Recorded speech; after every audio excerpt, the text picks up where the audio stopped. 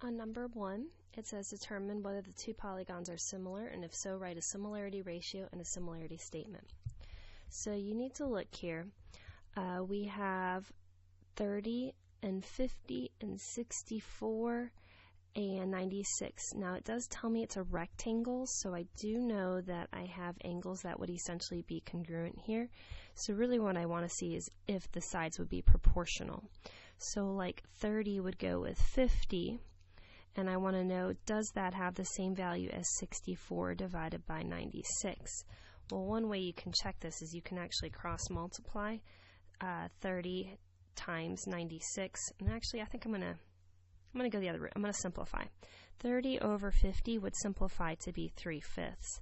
Let's go ahead and simplify 64/96, and that's gonna give me 2/3.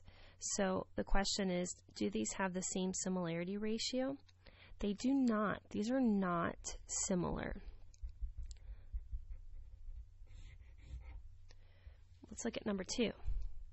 In number 2, let's see what we've got. We've got an angle, and then we've got 67 degrees. So let's figure out what 90 minus 67 is, and that's going to be 23.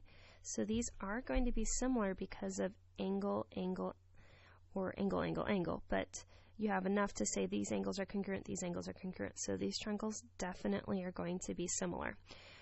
So what we're going to do is we're going to now say our similarity statement. So we want to start with something. Let's start with their JMR and see what that lines to. So triangle J, which is the right angle, aligns to N. M, which is 23 degrees, needs to go with P, which is 23 degrees. R, which is 67, needs to go with K, which is 67. So there's our similarity statement. Now the similarity ratio, we need to look at what the side lengths are compared to each other. Let's take the shortest leg here. If we're comparing it this way, we want to start with this triangle, which is JMR. So we're starting here, so we're taking the 10 first, and then since we wrote that second, we're going to write its corresponding side, the shortest leg, 15 here. And what you want to do is you want to reduce that. 5 goes into both of those. It goes in here 2 times 3. So it's a 2 to 3, or you can write it as 2 to 3. So either one of those. So this is your similarity statement. This is your similarity ratio. And the answer is yes, they are similar. Number 3, we have a picture. So let's look at the picture. The picture we have is 30 inches long, so we'll make the longer side 30, and the shorter side is 21, so that's your width.